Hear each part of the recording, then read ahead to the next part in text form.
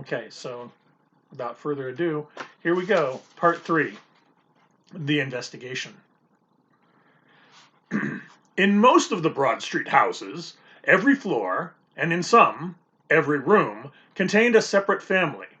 It was, therefore, in many cases, not enough to take the word of the ground floor people with regards to the habits of the house. Each family had to be visited, and, as far as possible, each member of the family conversed with. Reverend Henry Whitehead, The Broad Street Pump, an episode in the cholera epidemic of 1854. Macmillan's Magazine, December 1865. Chapter 15, in which I am giving a daunting and important task. Monday, September 4th. The next morning, I woke up long before dawn. First off, I reached into my pocket.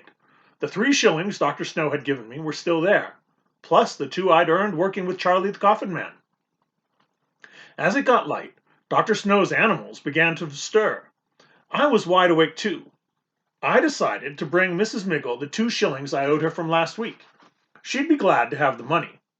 I had another reason too. Losing Bernie had made me anxious about Henry.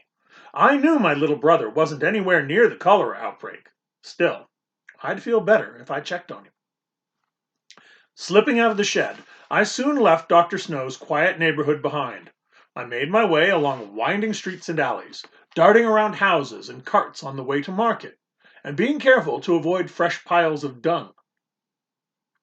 Mrs. Miggle was so surprised to see me, and especially my shillings, that she gave Henry and me 2 hot cross buns each to stuff in our pockets.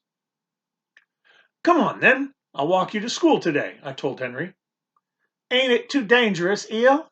Because of him? I poked Henry in the ribs, which made him giggle. Just this once. We'll be careful. Do you miss her, Eel? Henry wanted to know as we walked along. I nodded. Of course. Don't you? Henry bit his lip and nodded. I do, but I can't see her clear in my mind anymore. Oh, that's not your fault. You were still 6 when she died, I told him gently. I thought of the sketches Florrie had made for Betsy. At least, Betsy would have something to help her remember her mother's face. Did he love her, Eel? Of course Pa loved her. Not Pa. I hardly remember him, Henry said. You know who I mean. Him. No, I told Henry firmly. He didn't. Bill Tyler is a villain, and don't you forget it. He married our mum because she was beautiful and sweet, and she agreed because she hoped that he would take care of us. But that ain't what happened. He never loved her, and you can be sure our stepfather never loved us. I grabbed Henry's arm. And that's why, if you ever see him coming, you got to run. You understand me? You run as fast and as hard as you can, and you get away from him. You can't trust him. He wasn't so mean to me, Henry protested, trying to pull out of my grasp. I pinched his thin arm so hard he began to whimper. Listen to me, Henry. Promise me you'll run if you ever see him. Will you do that? Henry was nearly trembling with fear now, and I was sorry for that. But he was just too trusting. I promise, he sniffled. But how long do I have to stay at Mrs. Miggles? Why can't I come live with you? Because you can't, I said shortly. Maybe I'll run away and find you, he said, his lower lip trembling. Henry, don't say that, I hissed. You gotta stay with Mrs. Miggle, you hear me? Henry threw his arms around me and buried his face in my shirt. Sorry, Eel, he mumbled. I'll be good. I miss you. I know, I whispered. Everything will turn out fine, I promise. Go on now. And he scurried away into school. I was still worried about Henry all the way back to Sackville Street. How was I going to make things better? Why couldn't Mrs. Miggle be nicer? I was so caught up in my own thoughts, I didn't even hear Mrs. Weatherburn come up behind me as I worked in the shed. She cleared her throat. I mumbled, "Mornin'." "Young man, is that how you say good morning to your betters?" "No, ma'am." I gave a little bow. "Good morning, Mrs. Weatherburn." "Humph." Clearly, my performance was not entirely satisfactory. "The doctor says you are to come into the kitchen for your breakfast, and then to his study when you're done," she ordered. Mrs. Weatherburn put her hands on her hips, looking me up and down. Her white apron was as bright as a cloud. "And brush the straw and dirt from your sleeves before you step into the house." "Yes, ma'am." Inside, she'd set a place for me at the small table in the kitchen. There was tea, toast, and an egg sticking straight up in a cup. I stared at it. "Take its head off," she instructed. "Beg your pardon, ma'am?" "With your spoon. Take the top off the egg with your spoon," she told me shortly. We'd never had eggs in cups like this at home. Mrs. Weatherburn watched my struggles for a minute, then simply strode across the kitchen to do it for me.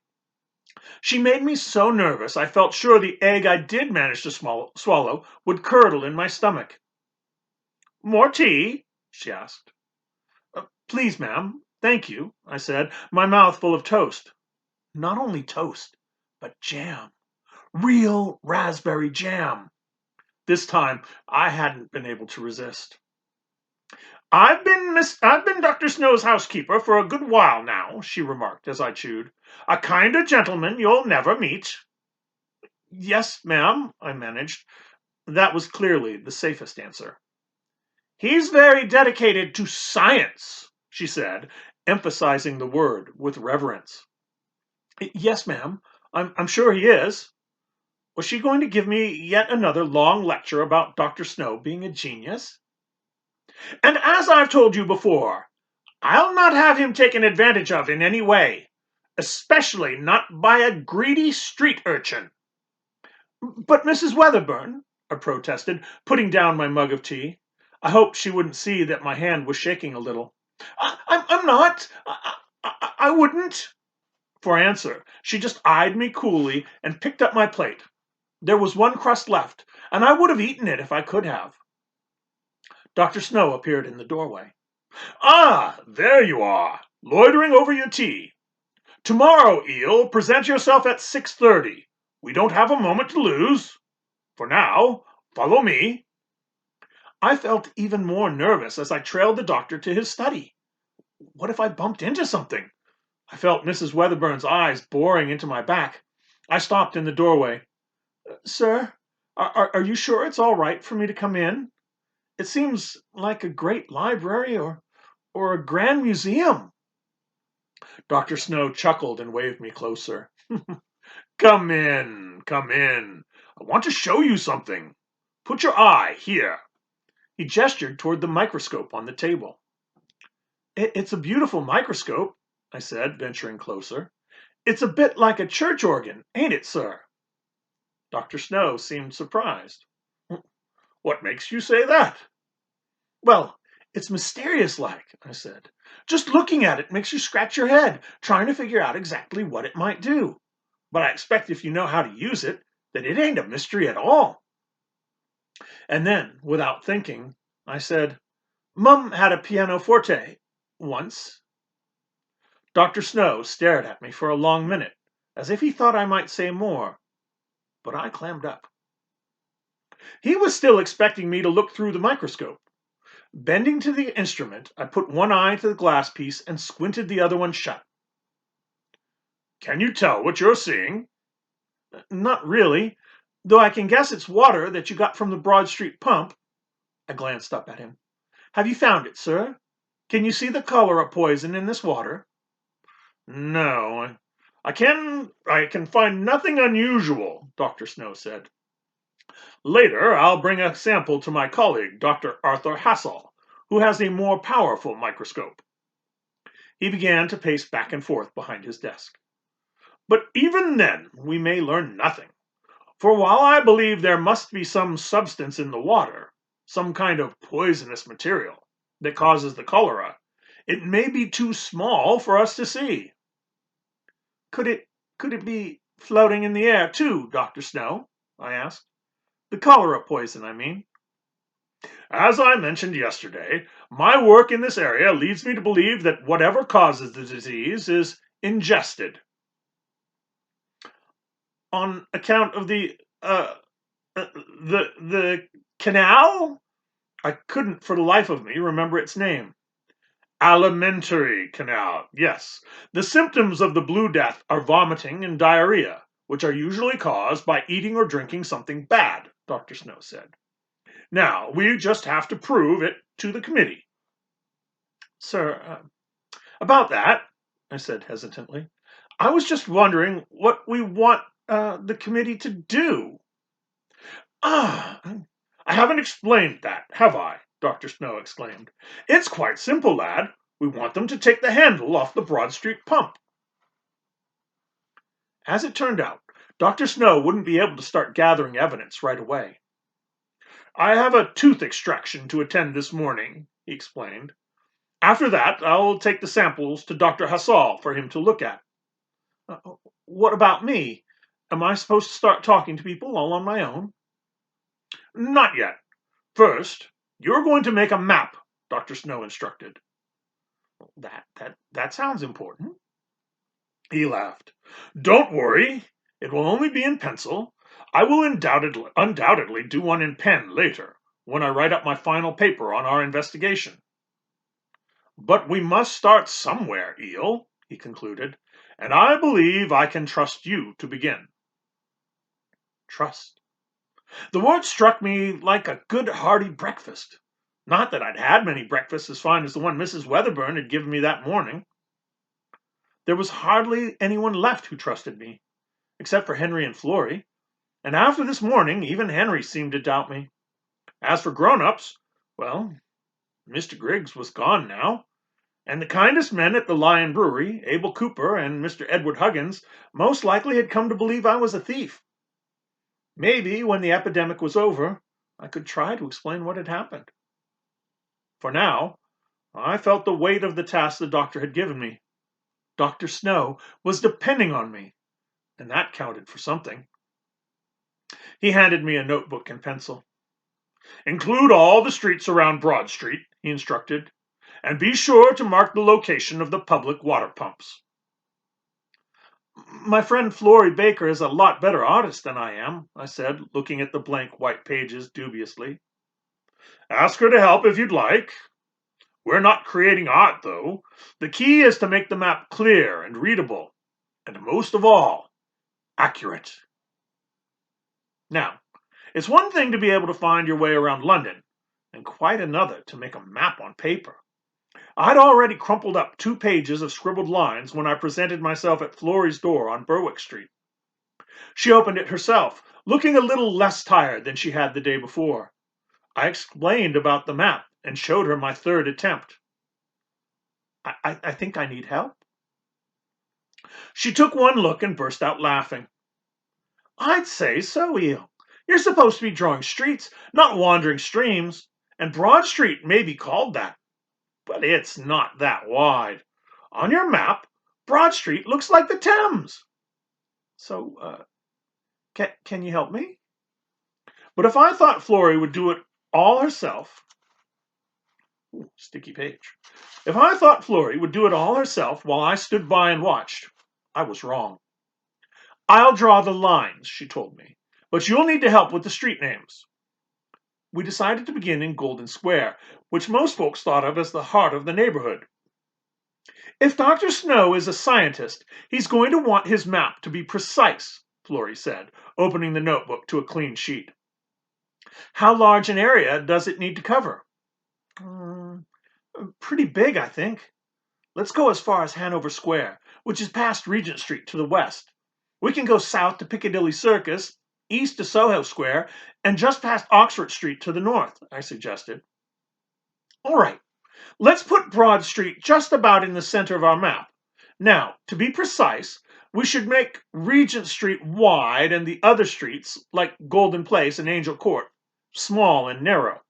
You can help with that part too, Eel. How so? Florrie grinned.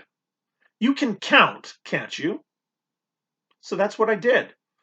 For hours, Florrie had me count my steps going across roads, and up and down them, too, while she carefully sketched a map across 2 large sheets of paper. It was hot, and my feet got tired. But Florrie insisted that we include every lane and court. Hopkins Street, Duck Lane, Portland Mews, Dufour's Place, and many more besides. Everywhere we went, especially close to Broad Street, we noticed the same thing. The streets were eerily quiet. Most families had left. The shops were closed, all because of the Blue Death. Put a mark right there for the pump, I said, looking over Florrie's shoulder as we stood on Bridle Street. We don't want to forget that. Dr. Snow said it will be important to the investigation. She stopped to shake out her hand, which was cramped from holding the pencil for so long. She wiped sweat from her forehead with a corner of her apron. You haven't been drinking the water anymore, have you? I asked, noticing how pale her face was. I mean, Dr. Snow's not sure the Broad Street pump is bad, but just in case. Oh, I haven't. And I told my parents and Nancy and Danny to stop, she said. But they didn't believe me. Nancy said the water from Broad Street has always tasted better than water from any other pump. She didn't understand how it could be bad. Still, I dumped out her bucket and walked all the way across Oxford Street to the pump on Berners Street. Nancy said I was daft. It's good that you did that. Dr. Snow could be right. We were walking along Berwick Street now. In the distance, I saw a horse and cart with coffins loaded in the back. Charlie must still be at work. The streets were almost deserted, but that didn't mean the outbreak was over. How many more people had died these last few days, I wondered. Listen, you've done most of the work here, Florrie. When I get paid, I'll give you one of my shillings for this, I offered. You've earned it. Oh, that's all right. I'm glad to help. Seeing the empty streets of our neighborhood had made her angry and sad. I hate this great trouble. We have to make it stop. But you can buy me an Italian ice any time, she added with a grin. At her doorstep, Florrie handed me the map. It really was beautiful. Florrie, remember how you said you wanted to make something that would last a long time, I asked. Well, I think you may have just done it.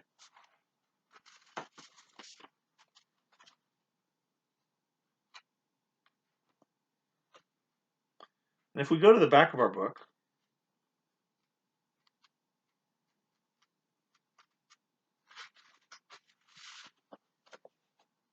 we'll find that map. Or at least Dr. Snow's version of that map. And we can take a look and we can see where the events of the story have been taking place. So, some things to think about. How is this map going to help? What do you think Dr. Snow's plan might be? Do you think taking the handle off of the pump is going to be the solution? So all these and many more questions are going to be answered as we continue reading. And take care of yourselves. Be good to each other. Be nice to your families. And hopefully we'll see each other soon. Until next time, signing off.